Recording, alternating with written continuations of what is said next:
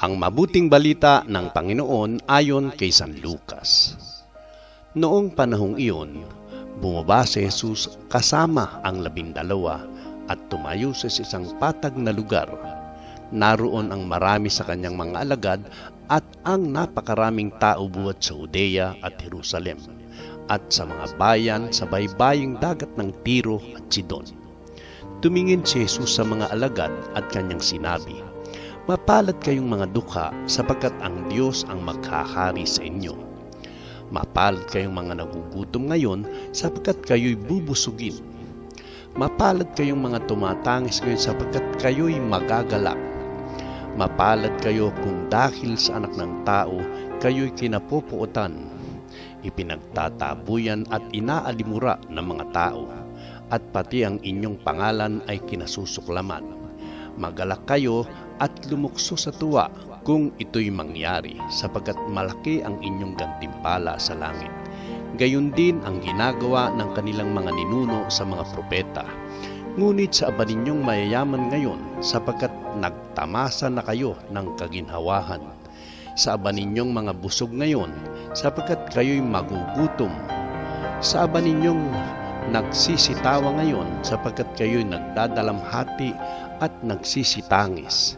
Sa aba ninyo kung kayo'y pinupuri ng lahat ng tao, sapagkat ngayon din ang ginagawa ng kanilang mga ninuno sa mga bulaang propeta." Ang mabuting balita ng Panginoon.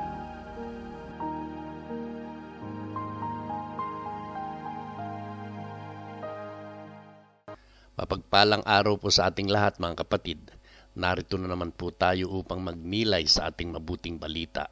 At ang ating pong mabuting balita ngayon ay mula kay San Lucas, Kabanata 6, Talata 17 at Kabanata 20, Talata 26. Ang pagpapala at babala ni Jesus. Sa atin po kasing ebanghelyo ngayon, makikita natin si Jesus na bumababa mula sa bundok at nakikipagtagpo sa napakaraming tao mula sa iba't ibang lugar. Sila ay dumating upang makinig ng kanyang aral at mapagaling mula sa kanilang mga sakit. Pagkatapos nito, sinabi ni Jesus ang tinatawag nating sermon sa kaparangan, kung saan ipinahayag niya ang 4 na pagpapala, beatitude, at 4 na babala, wus.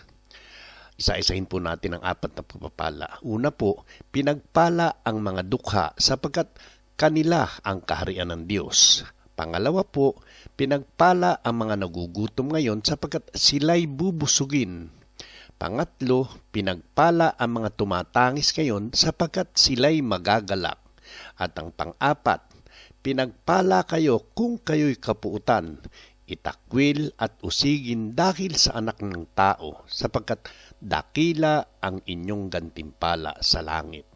Isa-isahin din po natin ang 4 na babala.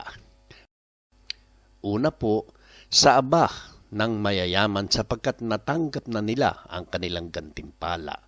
Pangalawa, sa aba ng mga busog ngayon sapagkat magugutom sila. At pangatlo, sa aba ng mga tumatawa ngayon sapagkat magdadalamhati sila. At pang-4 po, sa aba ninyong kung kayo'y pinupuri ng lahat sapagkat gayon din ang ginagawa ng mga huwad na propeta. Ayun na po, dito na po tayo mag-uumpisa magnilay. Ang unang-una po, ang tunay na pagpapala ay hindi material. Ang mundo ay may maling pananaw kung anong ibig sabihin ng pinagpala. Madalas, naiisip natin ang pagpapala ay nasa kayamanan, kasaganaan o kasiyahan. Ngunit sa paningin ng Diyos, ang tunay na pinagpala ay yaong mga kumikilala sa kanilang pangangailangan sa Kanya. Ang pagiging mahirap, nagugutom, o nagdurusa ay hindi automatikong pagpapala. Ngunit kung ito'y nagiging daan upang lumapit tayo sa Diyos, nagiging biyaya ito sa ating buhay. At pangalawa po, mga kapatid, ang kayamanan at kasiyahan ay may dalang panganib. Hindi po sinasabi ni Jesus na masama ang maging mayaman o masaya. Ngunit binabalaan niya tayo na kung ito ang nagiging sentro ng ating buhay, maaari tayong mahulog sa kasakiman at pagwawalang bahala sa Diyos at sa kapwa.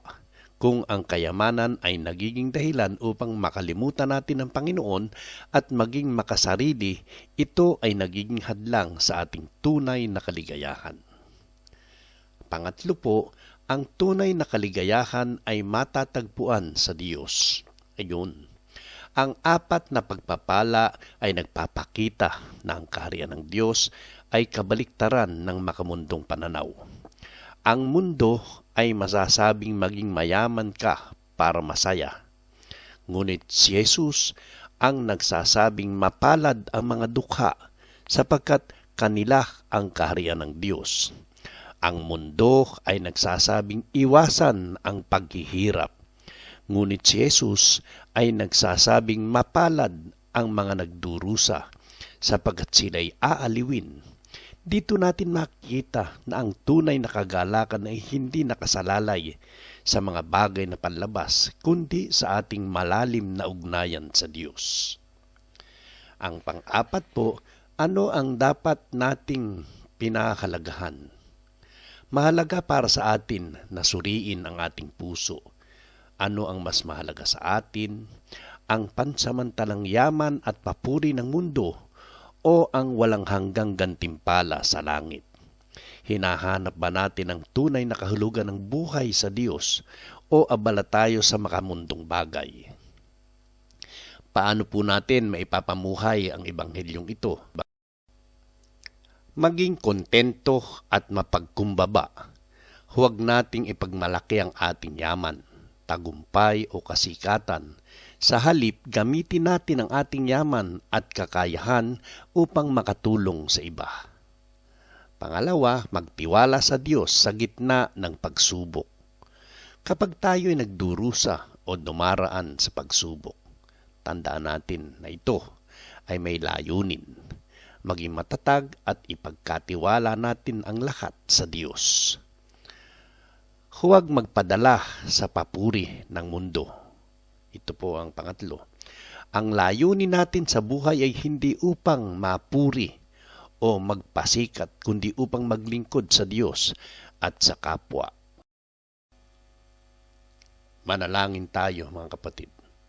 Panginoon, salamat sa iyong turo na nagtutuwid sa aming pananaw sa buhay. Tulungan mo po kaming hanapin hindi lamang ang panandaliang kasiyahan, kundi ang tunay na kaligayahan sa iyo.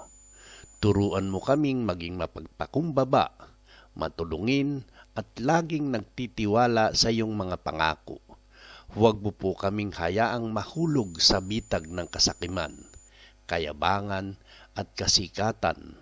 Naway palagi naming hanapin ang iyong kalooban sa lahat ng aming ginagawa. Amen.